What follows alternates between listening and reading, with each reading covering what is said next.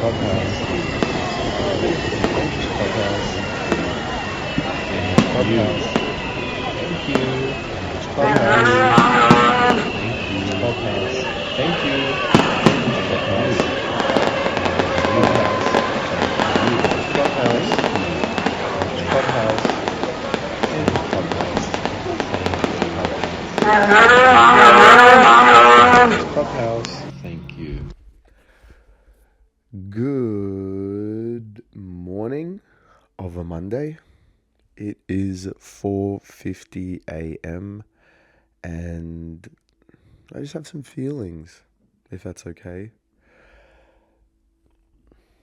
You'll be listening to the infamous NCAT hearing where a lot is revealed about my Uncle Charlie, and I'm redoing the intro to that video, the NCAT hearing, because I believe the first one wasn't good enough. It wasn't what I wanted.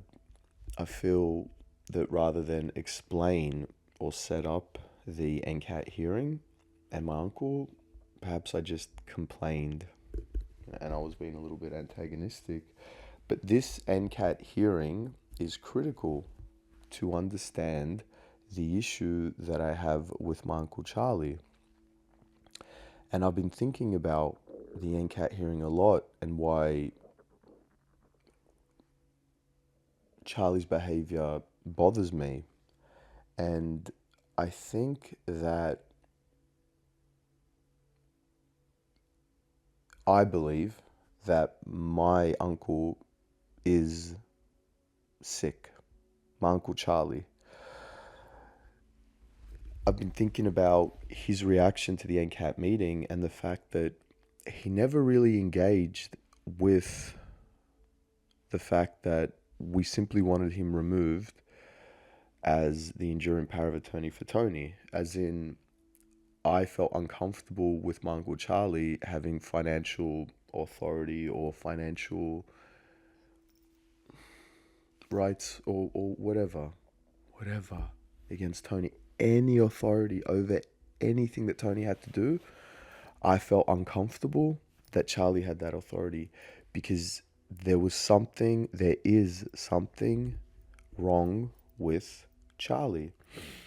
The fact that he assaulted his wife in Lebanon, and then that put him in such a foul mood that he continued that aggressive pattern and assaulted his brother. And then months after that, he was brought in front of members of the NCAT hearing about the issue of him having any sort of authority over Tony, given the fact that he just assaulted him. And Charlie couldn't grapple with that, with the ethics, with the morality of his position. I believe a normal person would have understood why he had to be removed as enduring power of attorney. It's quite simple and natural. The fact that there was an AVO out against Charlie for the protection of Tony, and he was still his guardian, is troubling. The fact that he couldn't engage with the questions that the member was asking, initially I thought it's because Charlie was not terribly intelligent. I think it's because Charlie doesn't have a grasp of reality. He's so consumed by his own thoughts and emotions that he can't engage with straightforward questionings and lines of inquiry. Every question that the member asked, Charlie didn't have a direct answer to. It's almost like Charlie just wanted to go back to just whinging and complaining about me and my father and how he's a great person. He was talking about the AVO. I understand how perhaps he might have been confused about the nature of the NCAT hearing, but he would have had guardianship for 3 people that he would have had to get through his solicitor or their solicitor. So he's quite familiar with guardianship and NCAT hearing. In fact, he's been to several. So his behavior at the hearing is troubling, especially given the fact that he recently assaulted his brother twice. Once where he attacked him with a stone pestle to the skull, and a second time where he broke his finger. And each time the emergency contact at the hospital that Tony had to go to, remember, he was assaulted so severely. My uncle Tony was assaulted so severely, twice on two occasions, that he had to go to hospital. He was assaulted by his brother Charlie.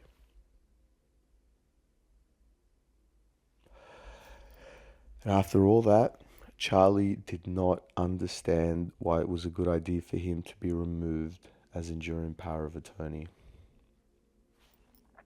The writing was on the wall. It was already a foregone conclusion. Not a foregone conclusion, because that's not how Australia works, but it was quite evident from the outset that there was something wrong with Charlie just by virtue of the way that he was engaging with the questions that the member was asking. And I think that that's very important to understand, that Charlie isn't a smart, intelligent, good person, but he's rather a broken, self-absorbed, emotional epileptic. That rather than dealing with his own mental health issues, he projected them onto his mother, onto his housemate Ned, and onto Tony, saying that they were the ones with problems and they needed Charlie's protection. That's troubling. Charlie's behavior is troubling. The fact that no one stopped him is troubling. And I also want to connect this to my AVO.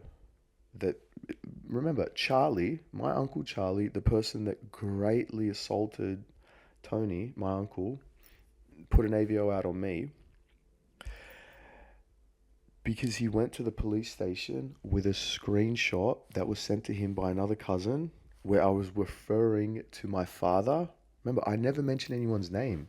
I just say that I'm very angry at this person and I hope that something bad happens to him. And if something bad doesn't happen to him, I'll make that bad thing I'll go to Qatar myself and make that bad thing happen. It's not exactly what I said, but that's the gist. He took that message, gave it to the police, and said, "This message is about me. My nephew Andrew wants to kill me. In fact," and he really had to stretch it. "In fact, he wants to take me to Qatar himself to kill me." It's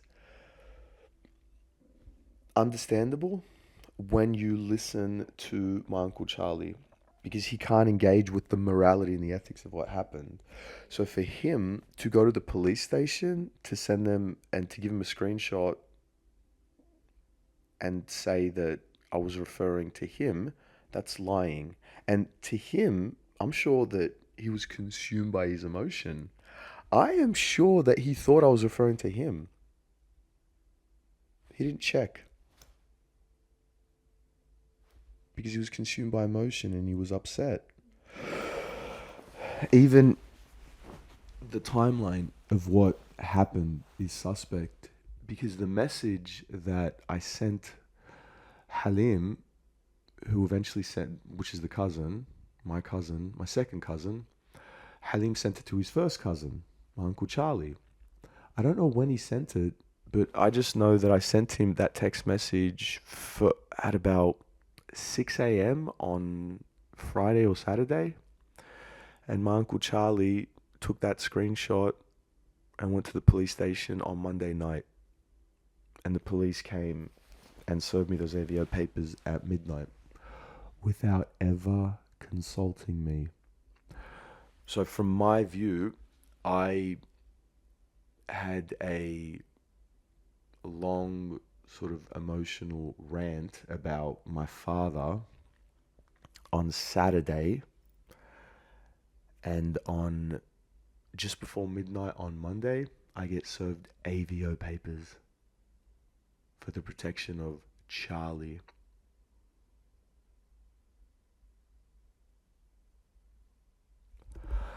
My uncle's a criminal and a bad person. His wife was good to divorce him. Remember, the domestic abuse was just a rumor. There's no evidence. It was his uncle, it was my uncle Zulzul, his brother, that was accusing Charlie of assaulting his wife. And the fact that they had such a quick wedding, for me, confirmed that. It didn't really corroborate it, but it confirmed it because it is so odd. I think that given his behavior and his ease with lying to the police, but also his inability to engage with the ethical ramifications of what he does, is concerning. And everyone should be concerned about people like this. When you assault someone, you should go to the guardianship division and you should remove yourself as a guardian. And let's just say you didn't assault Tony. The fact that you're having vicious arguments like that in your apartment that could be heard, where the screams could be heard from 2 blocks away, and you're breaking your brother's finger at the factory, at your home upholstery factory in Revesby,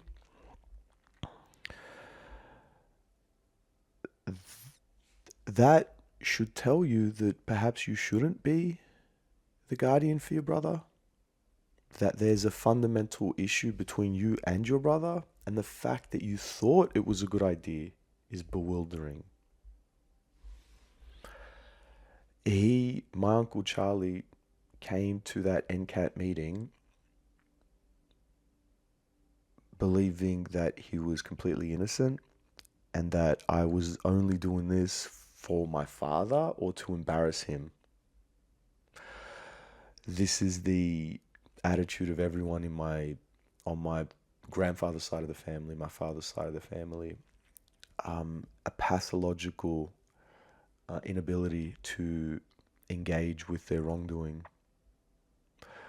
But further to that, they proclaim that their actions are good and moral and that they should be followed. I just think it's extraordinary how far my Uncle Charlie was able to go without anyone doing anything about it. And that's the important point. I don't believe anyone did anything about Charlie and his proclivity, let's just say, for collecting guardianships for vulnerable people that he can assault later. But I think a lot of people were suspicious and concerned. And I think now, given what's happened, people were correct to not try to do anything, because Charlie is malicious and vicious and he does not care about lying, and he has no issue with fabricating stories for the police. The type of person that my uncle is clearly and comfortable within the realm of an abusive person. My Uncle Charlie is an abuser. Full stop.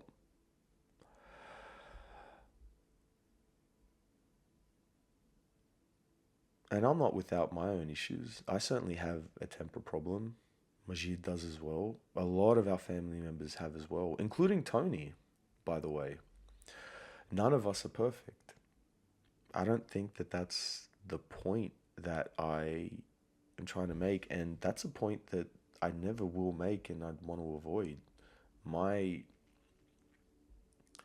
concern isn't about perfection. I don't really care about being good or great or well respected, to be honest. I care about being good. making sure I don't harm other people and being good to other people. Last year, I was able to remove Charlie as director of Happy Line. I was able to get money for my family. I gave my family money whenever they asked, despite the pressure. When I found out that my Uncle Charlie was abusing my Uncle Tony, I tried to have him removed as enduring power of attorney. When I found out that he abused his wife, I tried to let people know. Because I have my own principles. I'm a victim of domestic abuse. I don't take abuse lightly. And I don't think Charlie or anyone in my family really understood that or knew it or cared about it. I think they just assumed that I had a charmed life because my father, the heroin addict, took us to the cinemas a couple of times during childhood. The bar was so low for what it meant to be a good father in the Lebanese Maronite community in my tiny little enclave in Uguna, in Asheville, and in Maryland. This is hyper specific to me. I'm not making a broader judgment on the Maronite community. I don't know the broader Maronite community. It seems lovely, but I never had that opportunity to be fully engaged with that community because of what happened because of what my father did and who my father was. But what I tried to do was the right thing based on what I had learned about the Lebanese Maronite community. And I say Lebanese Maronite community because it's like a special extra added element to I don't know, the Catholic canon, let's just say. There's something unique and special about Lebanese Maronites, I believe. Extra special. It's captured in the Seven Crosses in Bshari. You know, it's exemplified by the monks that live in the valley. It's exemplified by our strength and our resilience. It's exemplified by our love and our hospitality. I think my Uncle Charlie and my family, my father and uncles and aunties, just wanted to pretend that they exemplify those things, those attitudes, and I think assumed that they were just because they were nice people or nice sometimes. I really don't know. I don't know why they thought that they were good or okay when they knew that their brother was doing such horrible things, Charlie, and they didn't do anything to stop it or to avoid it. They just pretended like it didn't happen. And that's ghastly. That's not Maronite. I don't think. I mean, is it? Do we pretend that it doesn't happen and then hope that the silence, I don't know, changes the hearts of a monster?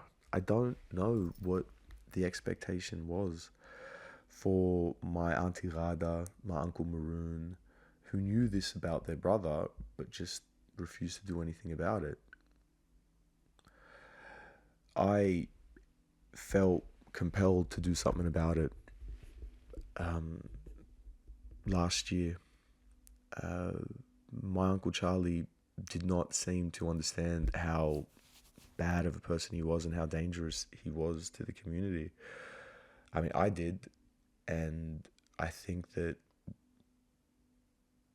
the fact that my uncle's actions will now lead to a prolonged court case where I'm disputing the grounds of the AVO. And I feel like that court case in Bankstown Court, I've already pled I've already contested the grounds and I plead in the middle of July. But that's going to be, for me, that's going to represent like my day in court with Charlie, because it's not me just sitting next to Majid and Tony, just having, just a brief input.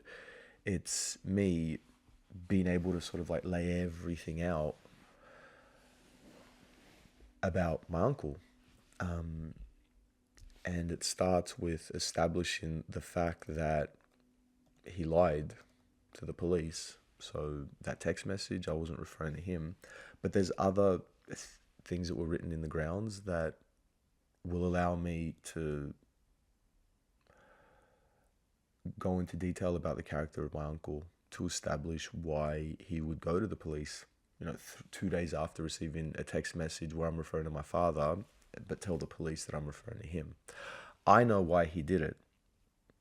He accused me of harassment, and then he got this vile text message where I'm referring to my father, and he knew that if he could convince the police that I was referring to him, that they would get the AVO, that they'd make an AVO. So it was critical for him to produce documents that would give the police that false impression. And Charlie does this often. He went to and by the way, the AVO against his brother Tony's removed. He removed it because he kept going to court and he wouldn't tell Tony, and he didn't give Tony a chance to say anything. Remember, the police give you a courtesy call when your AVO mention date or when there's anything to do with your AVO. Tony didn't have a phone. My Uncle Charlie knew it. Tony did not have a mobile phone to be contacted by the police because Charlie refused to give Tony a mobile phone. You see, he just lies and deceives magistrates and police, and it doesn't matter. As long as they believe his bullcrap, then to him, he did the right thing. And for Tony, he wasn't there to defend himself. And I think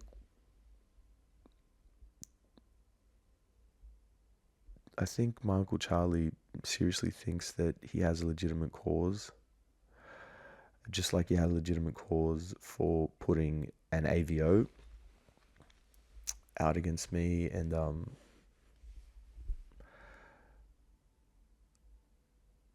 getting the guardianship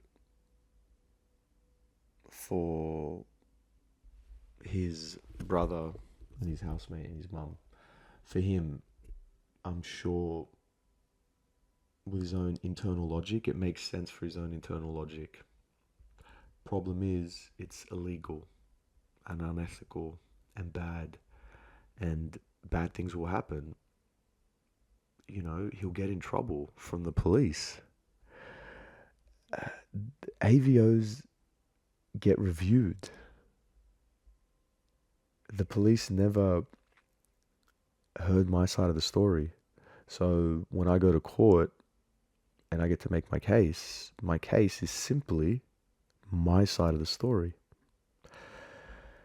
And then once the AVO has been removed, which will be months, if not over a year, it's a long process that I am looking forward to, because it allows me to fulfill the promise that I made to Nana, my cousin, and my father, that I'll take the family to court and I'll be able to expose them and talk about them. And I won't be making posts because I don't want to antagonize, but I will be updating everyone on the process of the AVO court case as it progresses. And what I like about the AVO, the grounds for the AVO, is that my Uncle Charlie mentioned my cousin Nana and my cousin Halim, two people that have involved themselves in my destruction, let's just say, without them realizing. And because they followed my uncle Charlie and my father Majid, they've now stepped in it, and they're involved as well. I just wish that they would have helped me rather than believing bad people. Because the quote that my Uncle Charlie used was me referring to my father, I also get to talk about my father in court. How that vile text message was referring to my father, who at the time I did want to harm.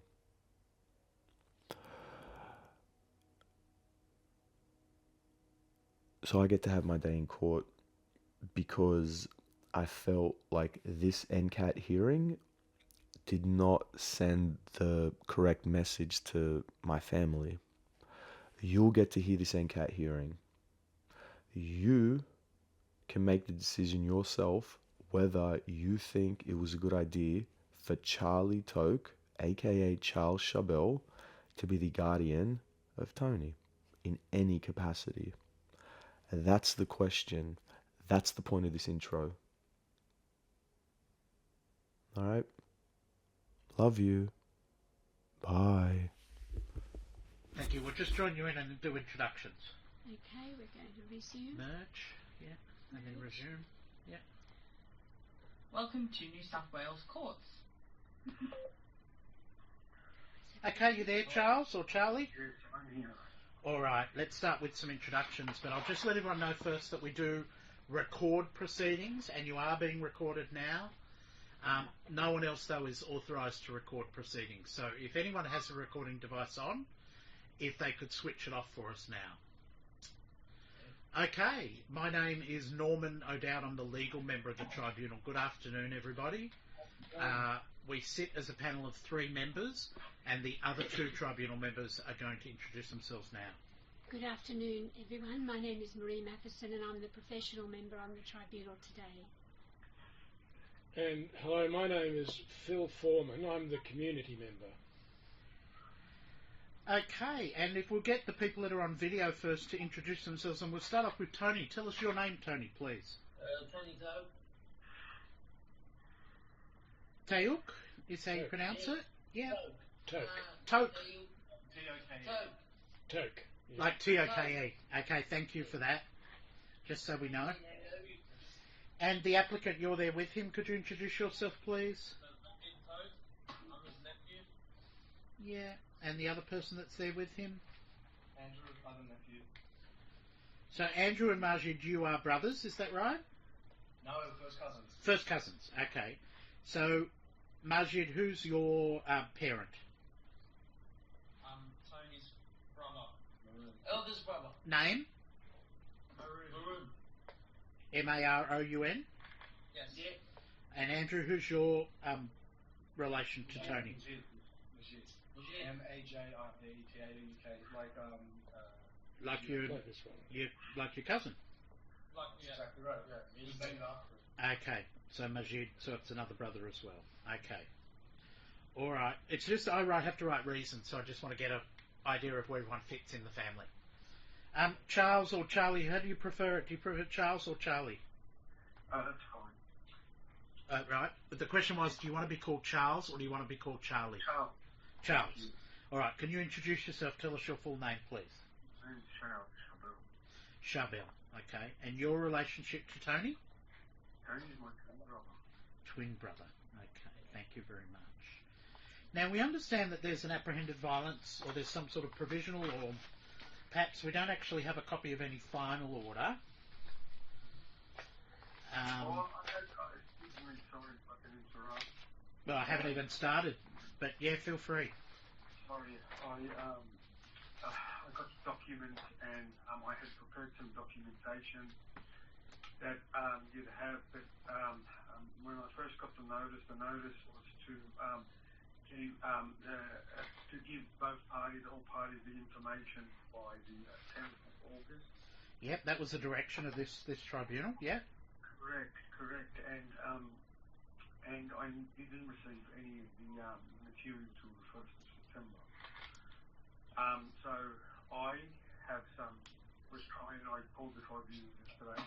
I was trying to gather all the, didn't have enough time to get this required information, sufficient information for the tribunal to be able to help with this case. So I would like to ask for an adjournment. Right. What basis? Tell me again, Charlie, what it was that you didn't receive till the 1st of the 9th? With the information to provide me. What information? The report, the hearing report. Right, the hearing report. It was issued on the 1st of September. The hearing report is a document that the tribunal issues. But tell us what documents you didn't receive otherwise. I only got, that's all I got. I only got that, and I just got the facts just on the 1st of September.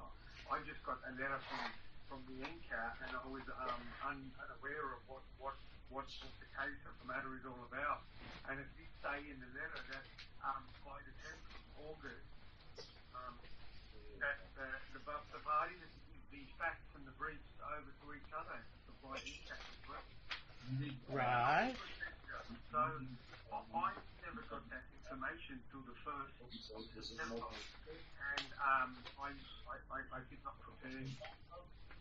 I'm not prepared to give you information of what's relevant to this case. Like, for example, the dynamics, the family dynamics, background history, the copies of the guardianship, and other relevant information. Right. And is that not information that you're able to tell us now? Of course I can. Yeah, we've got 2 hours to do this hearing, and we've got some fairly serious... Not a problem. Yes, not a problem. I thought, you just need to have the documents. Charles, I just want to be clear. You're saying one thing and now a minute later you're saying another. Do you want an adjournment, or are you happy to proceed and you can tell us about the documents? Well, I would like an adjournment, but Right. I'm understanding from you that, like, you're telling me that you are saying that we've got 2 hours to do it. Yeah, we have. We've got a bit of time, but I want to make sure that you've seen all the documents. I have not. I have, yes, briefly. Briefly, you've seen the documents. I've seen the documents, the hearing ones, Because you participated on the 17th of July when there were directions made. Was there a hearing? No, this is the hearing. Yep. Can you look back at your email to see when the first correspondence you got? We might just... It really does help when there's video and telephone that we'll direct the conversation, but I'll come to the 3 of you in a sec. I just want to check with Charles because he's making an application for an adjournment. Tell me what documents you do have, Charles. Do you have a copy of the application for review of an enduring power of attorney filed on the 6th of July? From who? Well, the application, I don't know who sent it to you, whether it's the tribunal or whether it's the applicant, but we don't need to clarify who sent it to you, Charles. I need you to be very clear to just answer the question. Sorry. I'm misunderstanding. So what you're referring to the NCAT document? Yeah, I am. Yeah. Okay, yes, I did get there. You did get there. Good to hear. Okay. Yes. So there's nothing else been filed other than those documents? That's it. That's what I'm saying. Yeah.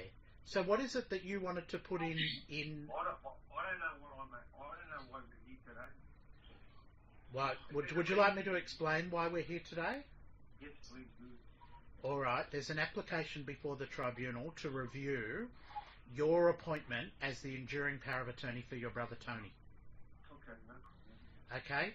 Because there is an allegation that there have been behaviours by you which suggests that you are no longer a proper and fit person to be his attorney. But how can you prove that? We can't prove that. We're going to, as a tribunal, go through the law as it applies in New South Wales, and then the tribunal members have the power, under New South Wales law, to decide if it's in your brother's best interests that we either leave you as his attorney or remove you as his attorney. No problem. What does Tony want? Well, that's why we've got him here on the video and we're going to speak to him. But I need to know from you, are you now wanting to proceed with the hearing because you have a copy of the documents? I have a copy of the documents when you're saying the hearing documents, yeah? Yeah, good. And do you want to just go through with us what it is that you wanted to provide to the tribunal? Yeah, I'd like to provide you with background history. Yeah. I'd like to provide you with my responsibilities with Tony. Yeah, you can tell us that. I'd like to sort of also notify that, you know, like there's doctor's reports. I've got doctor's reports. I've got clinical reports that I'd like to provide. Yeah, would you want to tell us what those doctor's reports are? You must have them in front of you. Yeah, there's a doctor's report from Tony. Yeah, tell us the first one. There's a letter from my sister as well. All right, slow down, Charles. Slow down. Let's do one document at a time. Yeah. What is it that you've got in front of you, the doctor's report? Sorry? Tell us about the first doctor's report you have in front of you.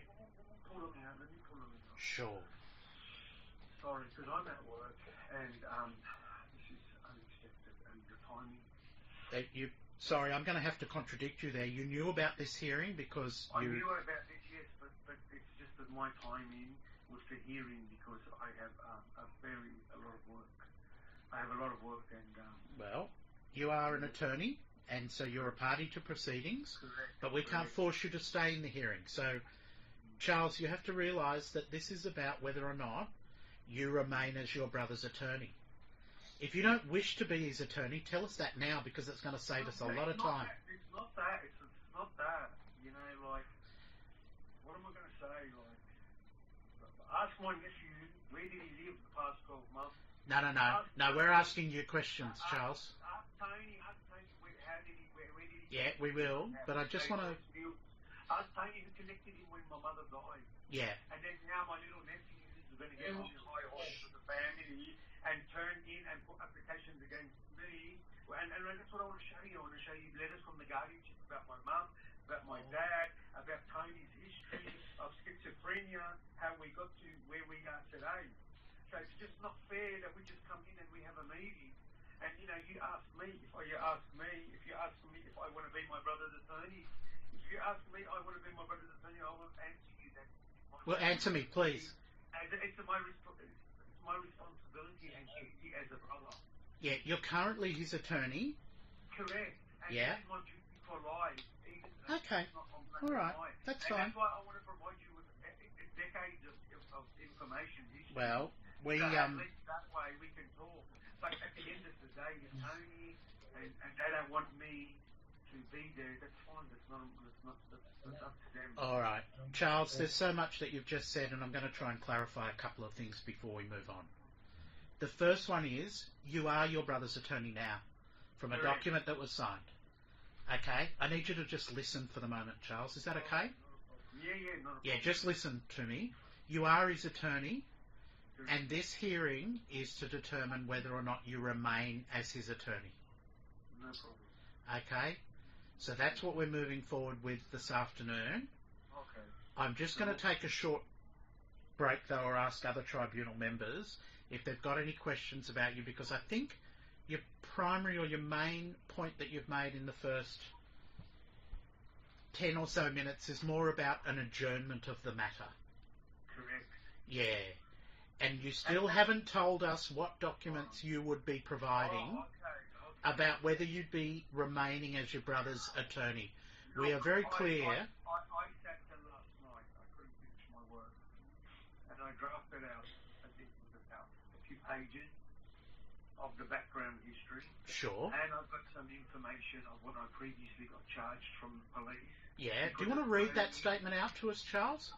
Yeah, but before I finish, if I can please finish before I No, read the statement. I'm going to direct that you read that statement to us first, please. Which statement? The one that you said that you stayed up last night and typed for us.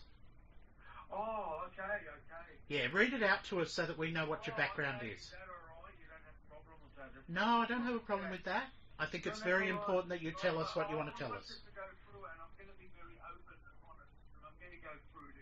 my family. And, it's very sensitive at the same time because, we had a very extraordinary family. Charles, Charles, Yes. you are not going to be able to talk about things that aren't relevant to this application.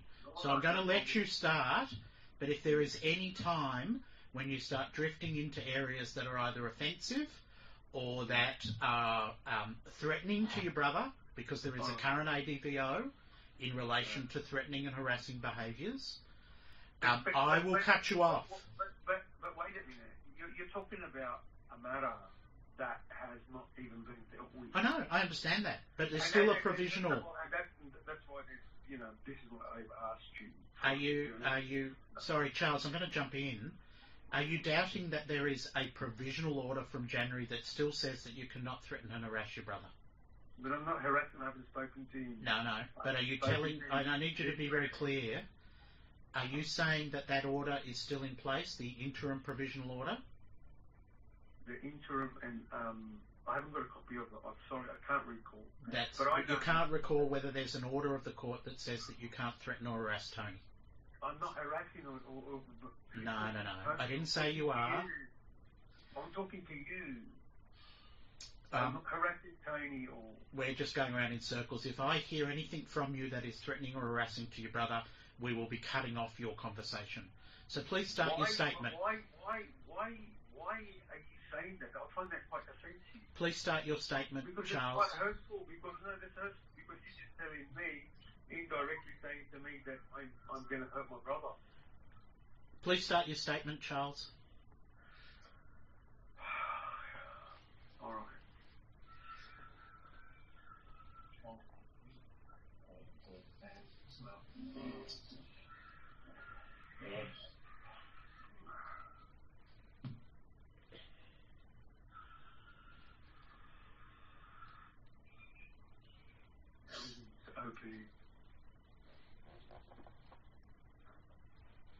Okay. Reference NCAT, the 2023/00217301/001. The heading is Charles Chabelle, my name, my address, 3265 Marigold Street, Reedston. Family dynamics. My name is Charles Chabelle. I am 49 years old. I am the youngest of 7 siblings, being 5 boys and 2 girls. My twin brother is Tony Taylor. My oldest sibling, from oldest to youngest, is Maroon. He's born in 1960. Don't know if you might find this useful when you were asking in the questions before, when you're asking how the nephews, how they're related. So that's why I jumped in. Maroon, born in 1960, he's married with 4 children. Majid, born in 1961, is married with 3 children, and he's divorced and currently living in Qatar at the moment. Noelle, born in 1962, that's my sister. She's married with 4 children. All together. There's Yusuf, born in 1964, he's married with 3 children. Garda, my sister, she's born in 1971, married with 2 children. Tony is born in 1974 and he's single. Tony's older than me. I'm the youngest. So what I did, I gave you all my siblings in order. And me, Charles Chabelle, born 1974, me and Tony, obviously. Background history. Tony's been suffering from schizophrenia since the age of 18 years old. He also suffers from diabetes. It's mainly due from the drug-induced. Induced of ice, marijuana, and prescription pills. It has been extremely difficult for my parents and my family to manage Tony over the decades. My mother suffered a stroke 24 years ago, leaving her half paralysed on the right-hand side of the body. She needed full-time care. I was her main carer and her next of kin. My brother Yusuf was living in France with his family. My brother Majid was a heroin addict for over 22 years in and out of jail and now lives in Qatar. That's Andrew's father. My sister Garda was living in Lebanon with her family. Her siblings were busy with their families and some living overseas. This responsibility to manage and look after my mother and my father's affairs as well as Tony was all on my back, my responsibility. And neither of my siblings had a big share of it because they're all married and they weren't able to always. My father passed away in 2012. I applied for probate and sorted out all my mother's affairs. Being fair to all my siblings, I set up a family trust in favour of all my mother's wishes, and as myself being the appointer. My mother passed away last year in October. At the time, Tony was in a real mess. Being a heavy smoker and smoking ice daily with my older sibling, Majid, his son, Assad. That's Andrew's brother who's in prison. I think he's just come out. Who is also an ice addict and in and out of jail. At the time, he was living in 17 Villiers Street, Maryland. I took the steps to take Tony and change his environment and convince him to move to a better area in the eastern suburbs, in Little Bay, where I was living, and to get medical help. I rented him an apartment next to mine and purchased for him all new furnishings, white goods and clothes. I kept him under my wing, going to church, work at church daily. Just hang on a minute, Charles. Just hang on a minute. We'll ask you afterwards for any feedback. So just make a note of anything you want to tell us, but don't say anything while Charles is talking. You'll get your opportunity when he's finished, all right? Just hold it for later. That's all right. You can make notes in case you I forget. kept him under Make my notes. wing, going to work and church daily. I sent him to private rehabilitation in Queensland for 3 months, costing me over $30,000. All these expenses were paid from my own expense. At the time, it was during local lockdown during COVID. The Cumberland Merrin area was in lockdown.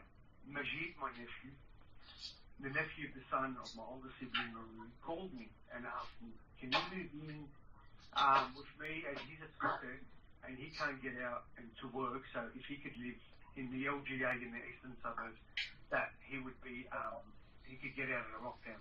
I agreed wholeheartedly and was happy to welcome him. He lived with me for free rent and no expenses. During this time, I was talking to my fiance who was living in Lebanon.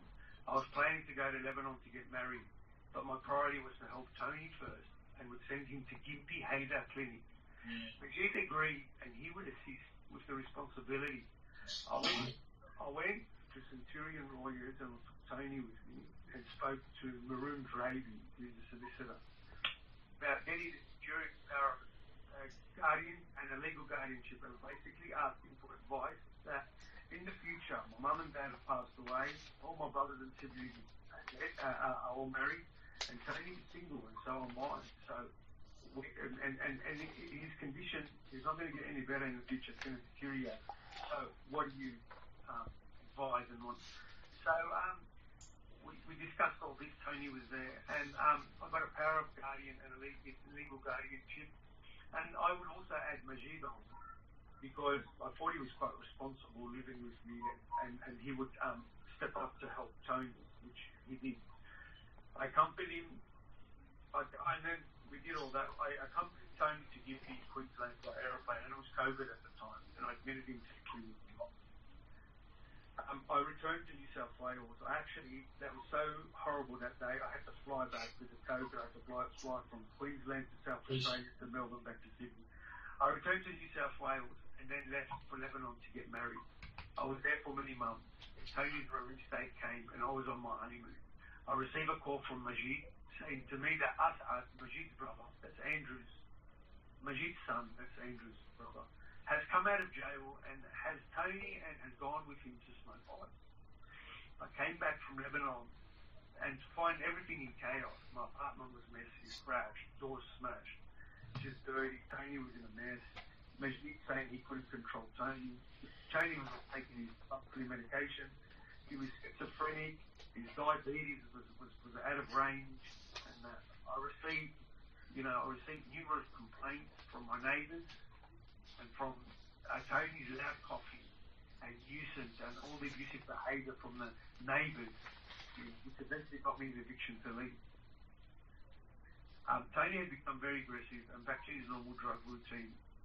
One incident where Tony would slam doors, yell and scream. Neighbours called the police.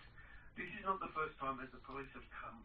Many times before this. The incident I was bashed by Tony and my nephew Azhar, that is in Majidistan, when they were very high on ice. Police instead arrested me. I fought the charges and was found not guilty.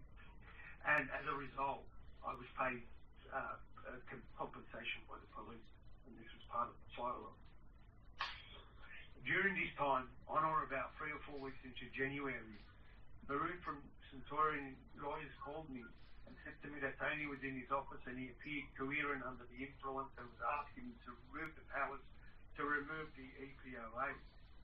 And he informed me, and I asked him, what did you? He said, well, Tony, you need to go see a psychiatrist, get a report from a psychiatrist. And Tony refused to see the psychiatrist. Anyway, police arrived at Little Bay.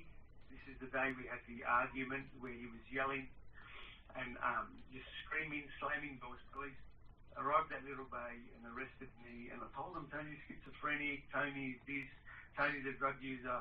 I didn't even get to be heard. I thought the same thing, history was repeating itself, and I'm the victim. I'm the problem. So All right, I'm going to stop you now, Charles. Thank you very much for that. I'm going to stop you now because I need to ask you some questions about that statement first. Yeah, So when you... No, I'm going to stop you. Please, you had a very lengthy period of time to tell us a history that has no relationship to financial management for your brother. But I'll just clarify a couple of points first. There's an allegation in relation to some violence in November of 2022 when there was an injury to Tony's hand. You haven't mentioned that one at all. So what happened in November 2022? I'll tell you exactly what happened. All right, you tell us about that. Yes, but the Bankstown police came down and they came and visited me. And Yeah. the police officer stood there. He even sent me a thing. Tony beat me up with the metal ruler. I'm all scarred on my back and my back was bleeding. I didn't open my mouth for the whole time to the police and everything. Okay, Tony got aggressive. He was off his face on ice and came to attack me. He attacked me with a steel ruler, a metal rule, and I showed it my back to the police. And the police told me, do you want to do anything? And I said, no, he's my brother. I took the police aside and I said to him, look, he's my brother. He's sick. This is the issue. This is the history. You can have a look. You can read the report, the intel of the police. And we took Tony up to the hospital, and that was it. But that was just all gone. And I took Tony to the hospital. I sat down with him. We went to physio and everything was fine. But it was only because Andrew told him. This is when the story gets better. And you want to talk about financials, we'll talk about financials, because this is when the story gets better, and this is where my concern is financially. So please, if you allow me just to finish this last paragraph, and then we run, and then ask me whatever you want. My concern, the police arrived, and anyway, I'm fighting the charges. My concern is that there is an ulterior motive by Majid and Andrew to remove me from the family trust Happy Lion, to having more voting rights, and to benefit from a loan that belongs to the family trust. Sure. To get a loan of favour BZK, which is the company that they have together, and which is owned by Majid Said and Andrew. Yeah. Right, and they have gone, and because I have refused to sign the bank documents from ERA, because I have concerned that I have the letter from my solicitor who gave it to them and they didn't answer the question. Sure. And I can pull it up. It says that, hang on, if you have someone who's mentally ill and who's not well, and you're going to borrow money from the family trust, okay, for a business, and there's no guarantee, well, what if you go broke, and then what about Tony owns 1/7 of that family trust? Thanks, Charles. Thank you. So this is Thank the you. concern. Yeah. This is the concern. Are you saying that your brother Tony is mentally ill? Yes. And do you say that he was in November of 2021 when he signed the enduring power and enduring guardian documents? Yes. When he signed it. So you say at both times, now and back in 2021, that your brother had a mental illness that affected his capacity. Is that what you're saying? Sorry, no, can you repeat that question? Because you... Well, it's because you're not listening, but Charles, I'll get you to just be quiet for 2 seconds and I'll ask you again. Okay. Are you saying that your brother in 2021 2021 in November, when he signed for you and Majid to be his enduring guardians and enduring attorneys, are you saying that he was mentally ill and didn't have the capacity to sign those No. documents then? No. Okay. I But did are you not say saying that. that he's mentally ill now? Sorry, mate. Sorry. The mental illness is a big, broad word. Yeah, When but you- I it's added to different. it. Charles, I need you to listen. Charles, I really do need you to listen because it's not helping. Okay, Are you so- saying that his mental illness affects his capacity now to make decisions on his own behalf? Oh, he's in now, as in now. I think. Well, now has a very distinct meaning, but I'll be very clear with you. When I say the 7th of September 2023, I mean now. Okay, so are you referring to today's date? You said to me 2021. I'm sorry, I got confused. It's not helping, is it? If you're asking me, Tony, is he capable? I'll say, no, he's not very capable. Right. He needs a lot of help. Not a problem. I All say right. Tony needs a lot of attention. Sure. Tony needs help. Tony. Yeah. He has high Thanks, energy. Charles. Thanks, Charles. I'm just going to ask you to sit and listen for the moment because I need to go over a little bit of the law that relates to this review. Sorry. Okay? I'm just going to tell everyone the law as it relates to this application, and then we're going to have a short break because the tribunal needs to work out how to proceed.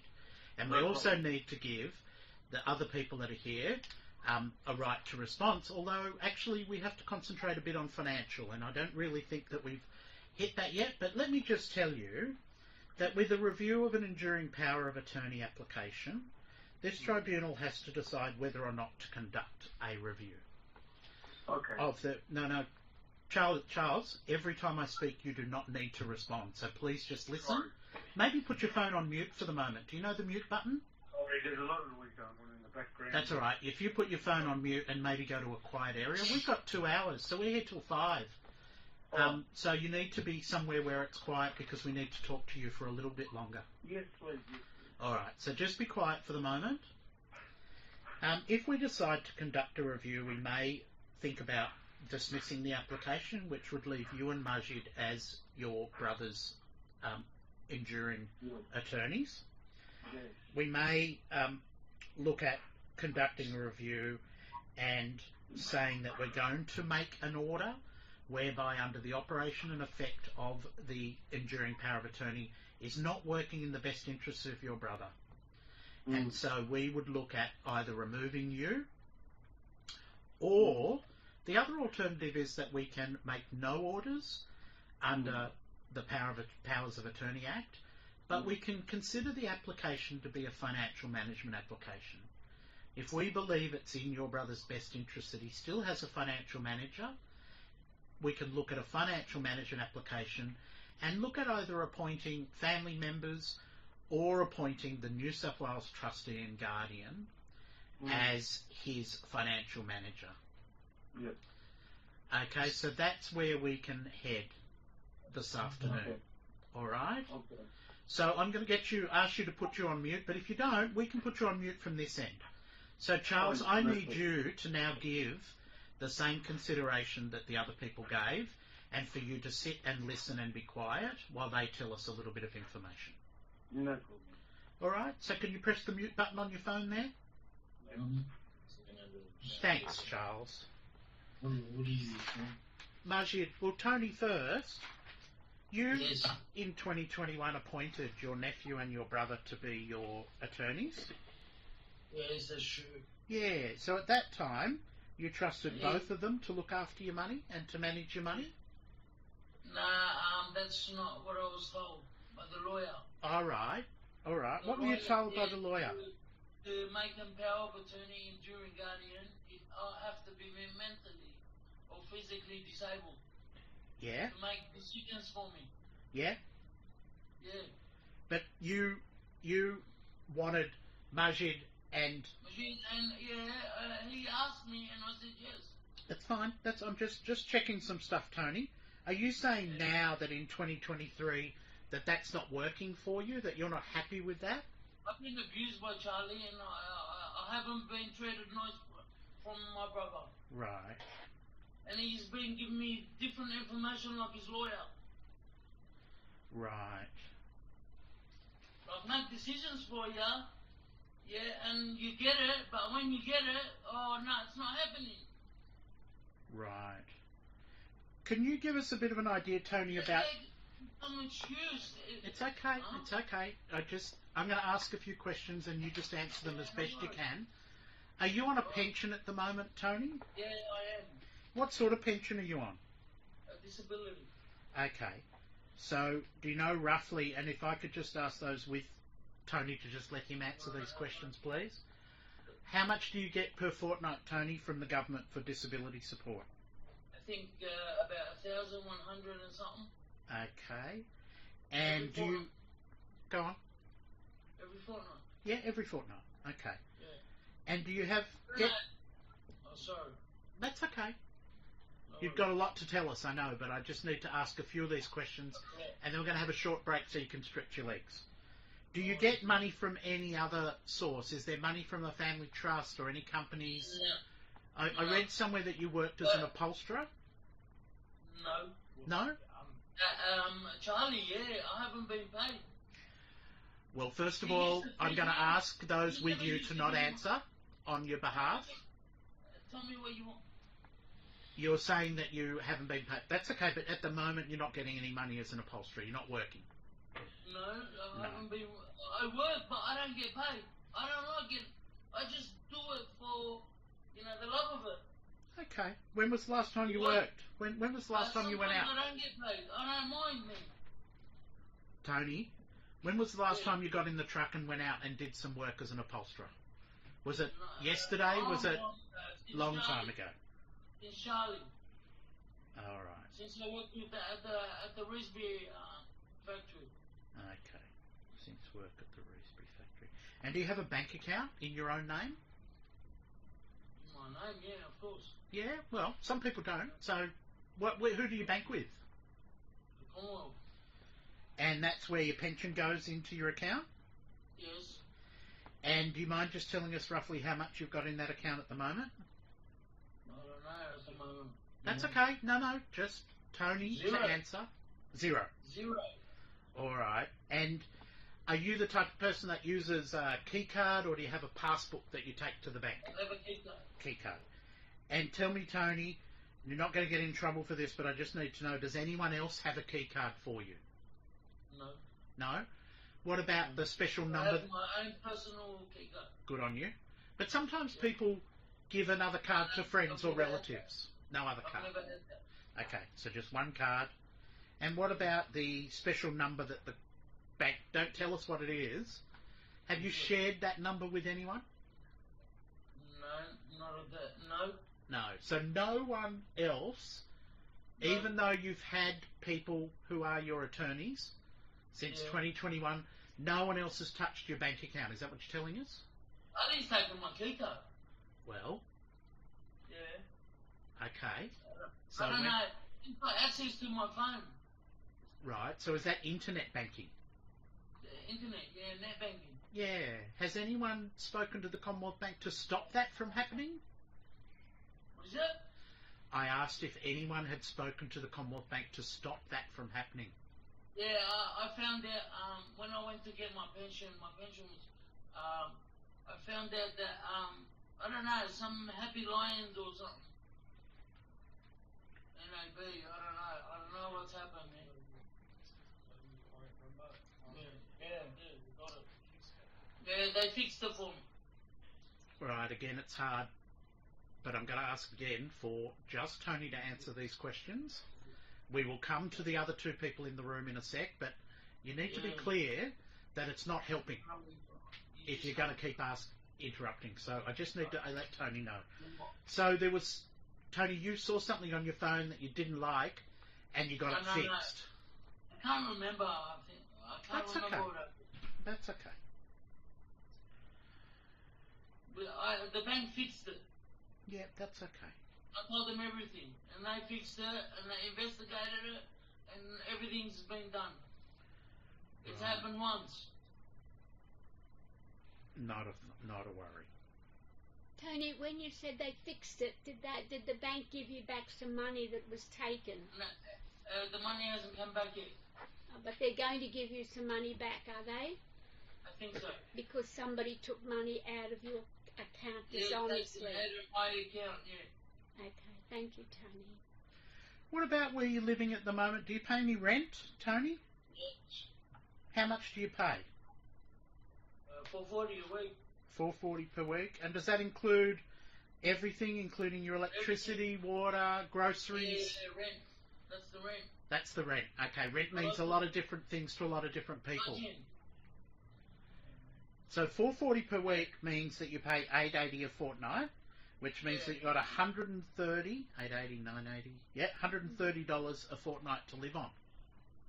How much?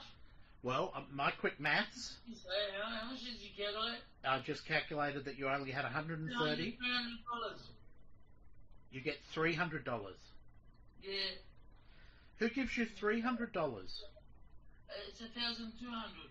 Oh, it's 1,200. 1,100 and It's something. 320 at least. Yeah, I get you. Thank you. You calculated it wrong. Do you want the exact amount? Well, we're going to come to you, but again, I just need to speak to Tony. Guys, I don't know how many times I need to say it. We will come to the two of you to fill in the gaps, but just sit there, maybe with Harry might help. Tony, you pay rent of $4.40. What does the rent involve? Do you get all your food brought for you? Or do you have to buy your own groceries? No, sometimes it's brought forward for me. Okay, that's good. What about a mobile phone? Have you got a mobile phone? No, not at the moment. Okay. He's got it. Oh, that one, yeah, it's given to me. Right, but do you have to pay for it each month? Do you pay for the bill? I know really, it's given to me. Yeah, you said that. It's given to you. But do you have to pay for it? Or does someone else pay for it? No. No. All right. I'm beating my head. I think we need a break. Can I We're just, gonna go on. can I just ask Tony, when Charles was talking just before, he mentioned something about a trust. Do you know anything about the trust? I've heard about it, but where the money came from and when I went to rehab, I don't know where the money came from. Yeah, and do you know who owns the money in the trust? The trust, no, I know nothing about the trust. Okay, that's all right. I mean, I know of the trust, but anything to do with the trust, I don't know. Okay. All right, thanks, Tony. And how much money, I don't know. No one's been telling me nothing. I've heard stories, but I don't know if it's true. Yeah, that's right. I just wanted to know what your understanding of it was. No worries. Okay. Tony, what do you think a trust is? Trust when you trust someone. Do you know anything? Do you know if someone Right, I says trust they hold money for you, and when you're, how do you say, when you're responsible or reliable, it's given to you, whatever, like something like that. okay, that's what When you you're understand. when it's to be passed over, they pass it over for you. Okay, that's what you understand by family trust, is Yeah, it? yeah. Tony? Family, yeah. Okay, thank you, Tony. No worries. We're going to just take a little short break, probably about 5 minutes, to just work out amongst the three of us, not the decision. We're going to come back and speak to everyone, including you, Charles, and Majid and Andrew, but we just need to work out where we're heading in relation to the different ways that we can deal with this application today. Before we go, though, Majid, there's an enduring guardian appointment as well. You've only raised the issue of Tony's money. What's happening in relation to decisions about his healthcare, medical and dental treatments, all those things where you and Charles are his guardians to make those decisions? So I take him whenever he needs to go to the doctors, and I get him his treatment, his medicine, and whatever he needs. Yeah, but it's decision making, Majid. Not, I mean, what you're explaining is what anyone would do as a carer for a relative. But if a decision, say Tony had to have a operation that was quite, serious, that would be a decision that you and Charles would have to discuss among other people. it doesn't seem like you and Charles have a relationship where you can talk about these things at the moment. We No. did. No. But are you No. planning on doing anything in relation to the enduring guardian appointment? Yes. You are. I'd like both of them. So Tony wants both of them removed. Well, we can't deal with that today. I just needed to find out that's from you fine. what you were planning on doing. We can only do the Majid, I'll just explain for your information. We can only deal with an application that's in front of us. And today the only application we have is to review the enduring power of attorney that you have with your uncle. So that's why, but we just asked you in passing about the enduring guardian if someone's looking after Tony's, healthcare and welfare decisions. Yeah. Just one more question, Majid. Do you agree on this one point with your uncle Charles that Tony is a person that needs someone to manage his finances on an ongoing basis, that he's not capable of doing it himself? Yes. Yeah. And Andrew, do you agree that that's the case as well? Yes. Yeah, okay. All right, we're going to take a short break. I just need to warn you all that when we do put you on hold, you're able to communicate with each other. I would suggest that you both put your devices on mute at the moment, or walk away from the screen, and we'll be back in about 5 minutes. Thank you.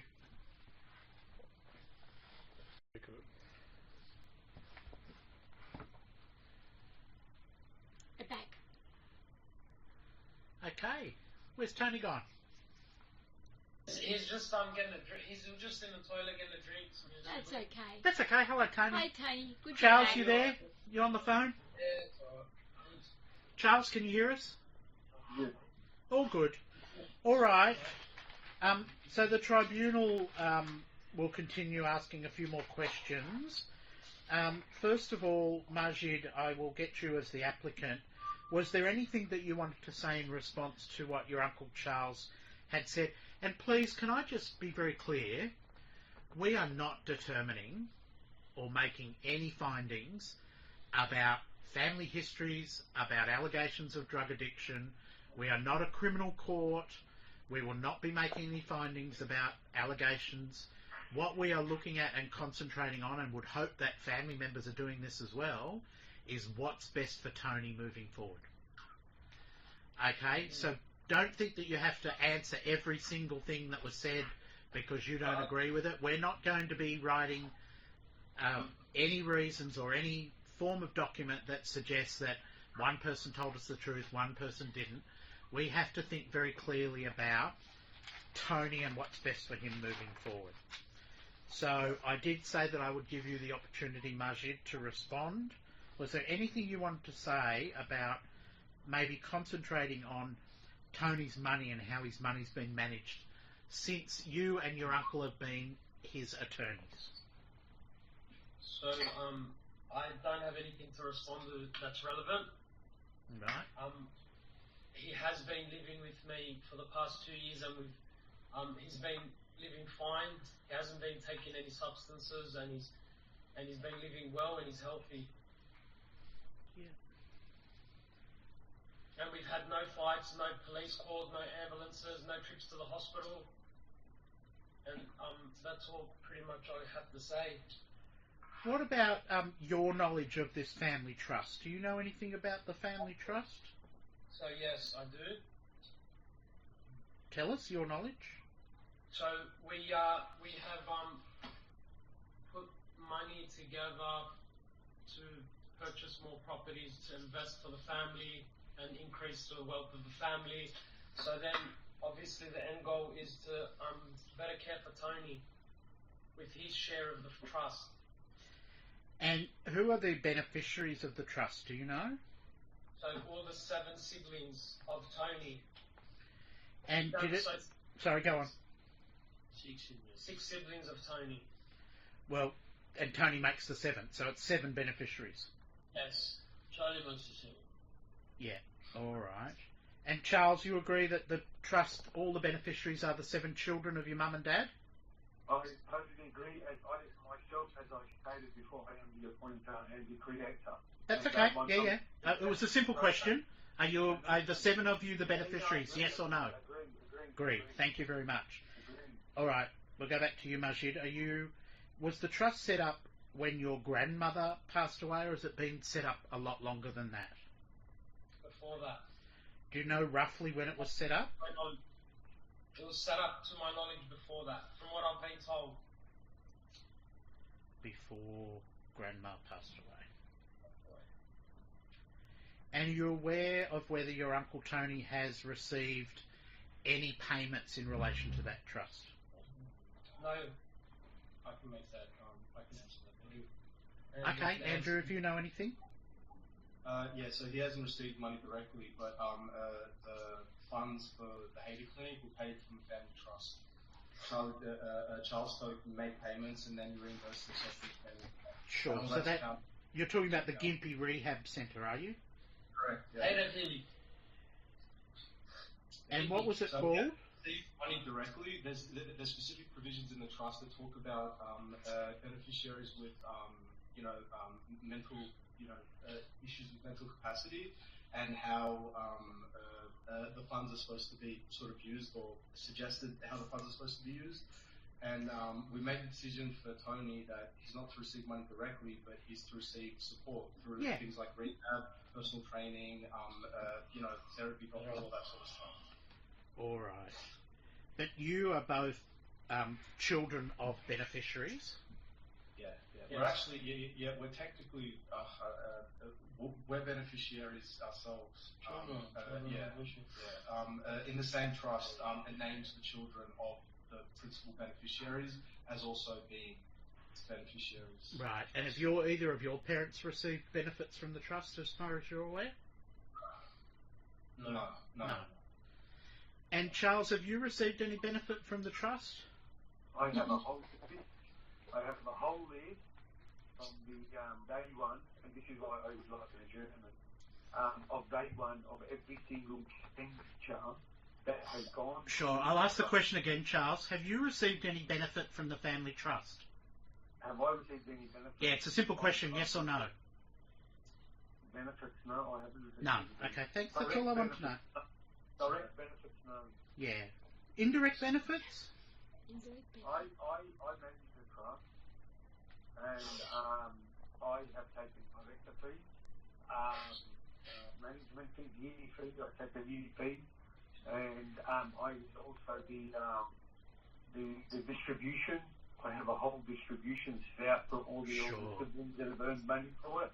Thanks. Which I'm sorry, but my nephews, there were only 6 trusts was created in 2012, so that would have been 10 years ago. Yeah. They were pretty young. That's fine. And all that information is available, and there is funds that have received by the many family members. That's fine. And how the trust has grown from what it started to where it is and where it's at right now. Yeah. All that information is So is it fair to say, Charles, and I know it's hard for you to just answer these questions, but just a yes or no for this one as well. When you say 2012, was it the trust set up when your father passed away? Yes. Yes, good, thank you. Because my mum never left the will. Yeah, that's fine. It's fine. Thank you, Charles. Thanks, Charles. We are looking at whether or not we deal with this application as a financial management application, which we can do on the basis of not making any orders under the Powers of Attorney Act, but that it reflects the best interests of Tony, that he still has a financial manager or requires a financial manager, and any financial management order that we make today would suspend, which means it doesn't come to an end, but it just means it's no longer operating. It would suspend the enduring power of attorney appointment of Majid and Charles as the attorneys. So if we were to make a financial management order, the options that we have are to appoint a family member as Tony's financial manager, or, as I said earlier, we can appoint the New South Wales trustee and guardian, who is an independent, arm's length from the family government body who provide expertise in the management of people's finances. So I'll just start with you, Majid. If we were to make a financial management order today, would you be seeking that you remain as a financial manager for your uncle, or would you prefer that the trustee and guardian be appointed? I would like to be appointed. Majid, you would like to be appointed? Yes. And I'm not saying that we are going to make that order yet. We haven't made any decisions, but I'm just checking that everyone has the right to be heard. Charles, if we were to make a financial management order today, did you wish to be considered as a financial manager, or do you think that it would best suit your brother that the New South Wales trustee and guardian is appointed as his financial manager? Well, I'm happy. I'm happy to whatever the decision is in the best interest of Tony. Whether it's me, whether it's Majid, whether it's both, whether it's the trustee guardian. But I believe now there's some things need to be opened up, and you guys have to know about, and in order for you guys to make the right decision. So I totally support any decision that's in the best interest of Tony. All right, I'll ask you again, because you need to tell us.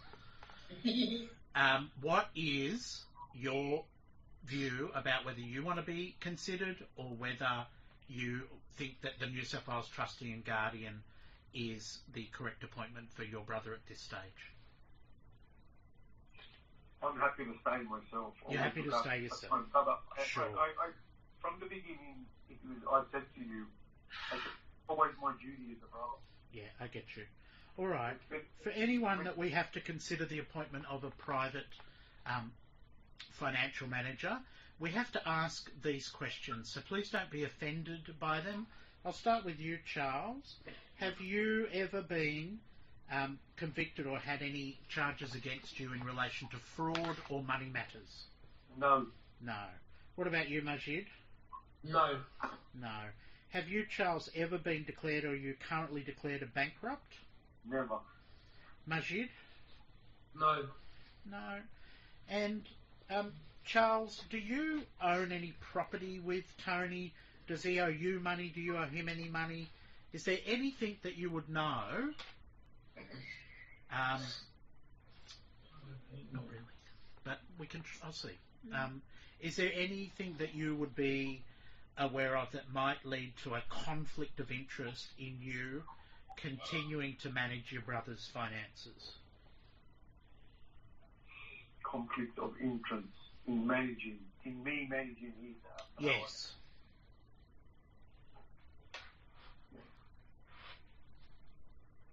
What was the question?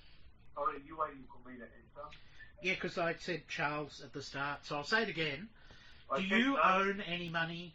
Sorry, you said no, did you? I answered your question and I said no. You said anything with conflict of interest. I would no. Nothing. Okay, thank you.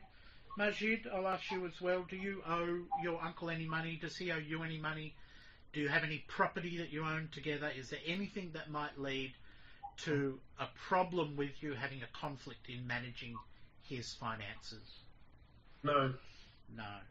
All right. Charles, can you just tell us briefly your experience with the management of money? You said that you're a appointee, and what's the other thing that you are in relation to the trust? Sorry, I set up the trust. Yeah, I get that. I'm the appointer.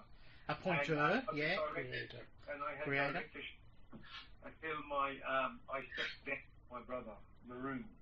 And that's when anyway, yeah, I do have issues there. There is a few issues and concerns. So I shouldn't say the word issue. There is a few concerns that I believe that we need to address moving forward in terms of interest. Oh, that's okay, Charles. Charles, the question is, can you explain, because we're trying to work out whether you would be an appropriate person to be Tony's financial manager now.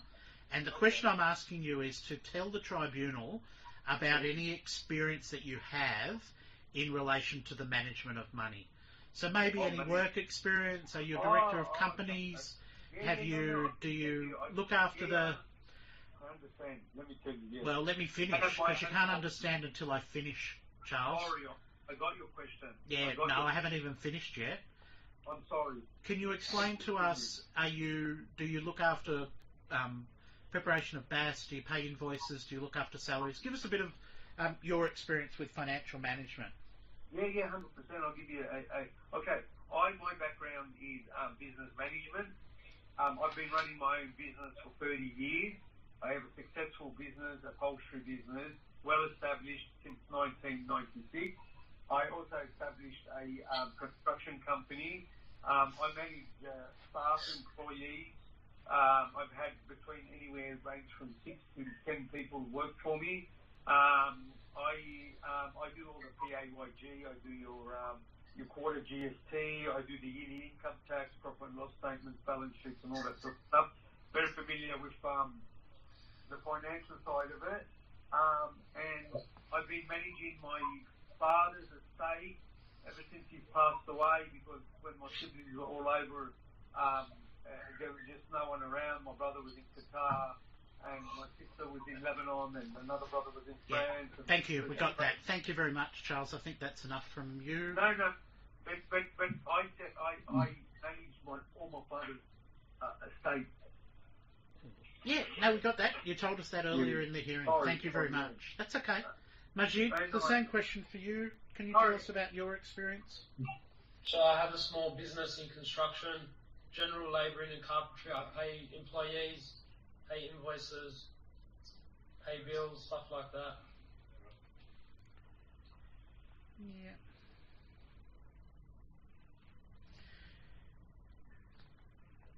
Not behind in any of your payments? No. No? Okay. Majid, who does Tony pay his rent to? To me. Right, so what's the situation? Do you own the place where you're living? Or? No, I'm renting. So Sorry? he pays me his share, and then I pay the whole amount. Right. To the landlord. So you're leasing? Yes. Right. And does Charles live there as well, Majid? No. No, not now. You used to share, didn't you? Yes.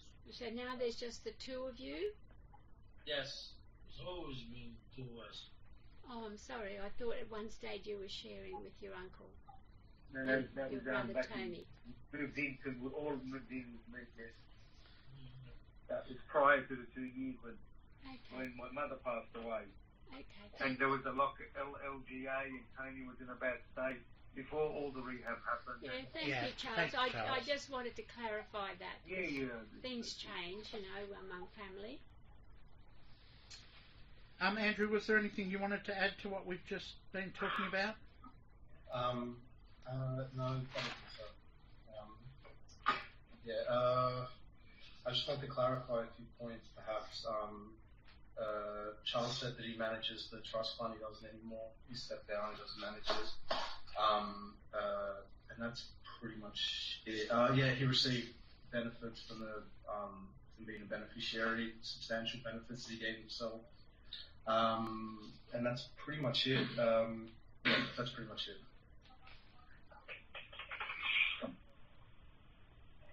And perhaps just to clear up some stuff that he said in the initial, in his, when Charles was first speaking, just to clear up some stuff that relates to this matter. Small stuff. He says his illness is deteriorating and he's not going to get better. He said that about Tony. That's completely false. He's got schizophrenia, but he's medicated. It's always been stable. Yeah, but he's also showing signs of improvement. He's certainly not deteriorating. That's not how he characterizes it. Sure. And I think that was one of the biggest sort of things that I want to push back against. But everything else, fine. That's all. Sure. Yeah. Is there should we talk about we're only focusing on financial matters, correct? So there's no point going through PO and the veracity of that or anything like that. No, none of that. This is not a criminal tribunal. You need to speak to the people who are dealing with the criminal trial through the New South Wales Police about that issue. We're not dealing with that today. What we're dealing with is an application to review the appointment of Majid and or Charles as the attorneys, enduring attorneys for Tony. Yeah. So Tony, we're gonna probably finish with the. Sorry, Tony. If that's okay, is that part of the reason why the ABO was brought in as evidence is because it's hard for someone to be a financial manager when there's an active apprehended violence order. And I think just by virtue of that as a fact, warrants Chamber's removal as a guardian and certainly an enduring power of attorney. He's Tony's attorney. Well, there's another side to that, though, isn't there, Andrew, which is about that something isn't actually proven until it's gone through a court process. And we've heard from the person that they are alleging that they are not responsible for that. So we are not a criminal court. It's not for us to make that determination. So I understand where you're coming from in relation to that. Majid's application is about Charles not being a fit and proper person because of these allegations. Mm-hmm. But also the fact that there is a neighbourhood in general. Just the mere fact of that. Regardless of whether it's true, because obviously it's going to be proved in a court of law. The fact that police officers did see fit to take out an AVO, and now it is unlawful for Charles to engage with Tony. Well, you've got the AVO in front of you? That's incorrect. I have the AVO and I rectified it. I made the changes to the AVO and they removed all the restrictions, and they basically said because what had happened after I got arrested and we had that incident, Tony went really bad. Went missing for about 3 weeks. Just completely off the rails, and it was a big issue. So I had to go back to court, and no one knew where Tony was. So I had to change the bail, the ABO conditions, and basically the magistrate. I gave them all the information, the information required, that basically the history of everything that the police that dismissed, and the judge, the magistrate, said that that's fine. That we are allowed to talk, and he's allowed to come and work with me, but we're not allowed only to stay and sleep together in the same house. So that were the variations that were made to the table. That's fine. Thank you, Charles, for that. In the moment, I'm just waiting for the hearing, which is early January. So then, thank you. Yes, sir. Sorry, may I please make a quick comment about that? Well, it's going to have to stop, actually, because we just can't have one comment. Andrew, final comment about it. Tell me what it is that you want to say. If what Charles is saying is true, could you produce those documents? Because Tony doesn't have a copy. That's fine. You can get them from the New South Wales Police. They are the people that are taking the action. And it says it clearly in the document, I think, that it is through a senior police officer. So you can get a copy of that variation through them. All we have is the document that was issued on the 26th of January, which says that you must not do any of the following to Tony Tayuk, which is assault or threaten, stalk, harass or intimidate, intentionally or recklessly destroy or damage any property. Then there is you must not approach him, and then you must not go within 100 metres. And what Charles has given evidence is that he's had those last two restrictions removed so that he's able to speak. It was one of mine. Sorry to interrupt you, but I remember recall. It was attorney 1 and 9. All right, so then you can't. Your nephew's completely right then. If order number 2 is in place, you must not approach him or contact him in any way except through a lawyer. So. Well, look, sorry, I know it's 1 and 9 are removed, but I know that the magistrate and they said to me that it's fine, we can talk. I can't really correct you on that. You got to pull the ABO out, and then I can actually verify it. I can verify it. And not a problem. Not a problem. Thank you for that. Is there anything else, tribunal members? Anything further? Nothing from me. We're going to take another short break. It's about 4:23. We'll be back at 4:30. Again, I would suggest that you put your devices on mute while we're out of the room. Excuse me, your senior member. I also have a letter from my sister that was drafted regarding Tony. And does it say anything about Tony being able to manage independently his finances, Charles? Well, I think in the letter it basically says that my sister about Tony's behaviour and that, and this is something for purpose. I would like to send this through, and I was hoping I can send them through, but I'm sorry. That's okay. What's the date of the letter? The letter was drafted. It was right after the incident, and Tony had gone. Charles, it's Norman speaking. It's a really simple question. What is the date on the letter? The date is the 22nd of the 2nd, 2023. 23. And which sister is it? Name the person.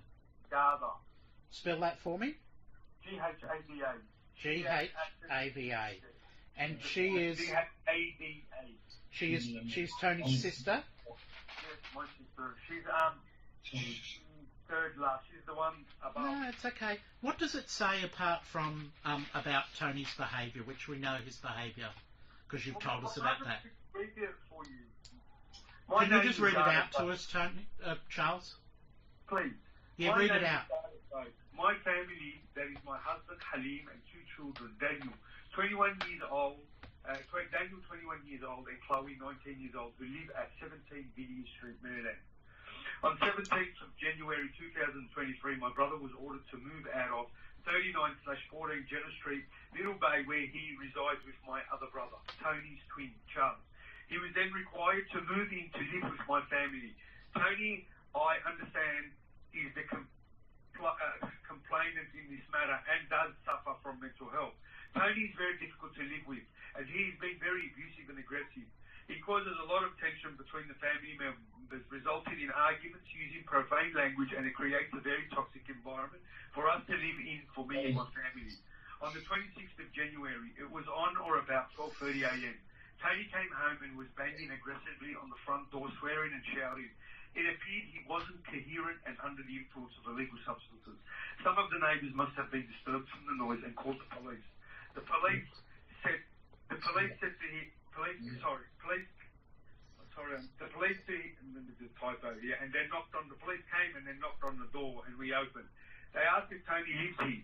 I said no, he resides in Little Bay. The police then asked Tony to leave, but we had not seen him since then. That's when he went missing. We were so concerned about him and about his safety, or any drug overdose or relapse while he was missing. We just request that he remain in Majid's care, so that his medication is taken and when necessary, and that he is in proper care of his guardian until his finalisation of these proceedings. Thank you. On the 9th of February 2023, he was found for hygiene, looking like he was deprived of food, shelter and proper care. He was placed immediately into the care of his co-guardian, Majid Toke. A few days later, he went missing again and is still missing. Charles has been his POA and legal guardian of Tony. He is the only one of our siblings that seems to keep Tony on a good track. He always needs someone with him. Charles takes him to work with him. He looks after him, makes sure he takes his medication for his diabetes as well as his schizophrenia. Takes him to church regularly. He arranged for him to be in Haydar Rehabilitation Centre in Queensland for 3 months. He helped him quit smoking and make sure his diabetes is under control by the food and lifestyle. Tony lives in Little Bay, an environment that is safer than Maryland, away from people who take advantage of him, where he gives them his disability pension to buy drugs with. This is one of the main reasons Tony is aggressive, because he begins to demand us to give him money when he has given all his money away. Signed by Garda Toke, dated 22nd of February 23. This is after that the police had, she found out she was so disturbed that what had happened... Thanks, Charles. Thanks for reading that letter out. Could you be quiet, please? Tony. Please, Tony, we're nearly finished. We're nearly finished. We're going to finish I don't soon. actually see, because you're on the telephone, but you cannot understand how disturbing that was to your brother, Charles. And I really don't fully understand, but we're going to have a short break. Was that letter, though, from your sister something that you... Hang on. Let me finish speaking, Charles, because I'm really going to not... We're going to finish shortly. Was that letter handed up to the local court magistrate when you sought to vary the conditions of the AVO? Thank you very much. We're taking a short break. Thank you. Thank you, Tony. Thank you. We'll be back in a few minutes. We won't be long. Okay, Tony, we're back. Are you there, Charles? Can you hear us on the phone? I can hear you, Larry. Thank you very much. Well, in relation to the review of the enduring power of attorney application that was filed by Majid Toke on the 6th of July 2023. The tribunal is going to review the enduring power of attorney.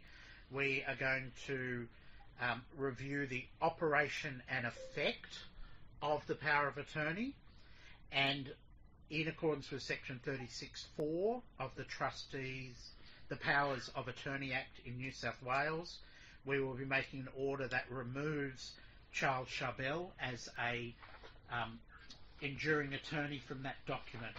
So what that order means is that from today, the enduring power of attorney which appoints Tony Wichu appointed Charles Charbel and Majid Toke. The only person that is now your enduring power of attorney is Majid Toke, your nephew. And the has that document, that enduring power of attorney document, Majid, as far as you're aware, has that been provided to the Commonwealth Bank? No, it hasn't. All right. No. So that document and the order that we issue today, which will work with, so the two documents will work together. We provide written reasons for our decision within 4 to 6 weeks, but we've taken a fair bit of evidence, and the removal and the decision to make an order under section 36(4) is because we believe it is in Tony's best interests, and it better reflects his wishes, which he's provided to us today about who he wants as his ongoing attorney. So thank you everyone for your assistance, and more than anything else, because we don't seem to have said too much about it today, but Tony, we wish you all the best for the future. So Thank you very much. thank you very much, and Yes, very much. Thank you. the hearing is now over. Thank you everyone. Bye, Tony. Take care. Bye bye everyone. Thank you. I'll close off now. Thank you.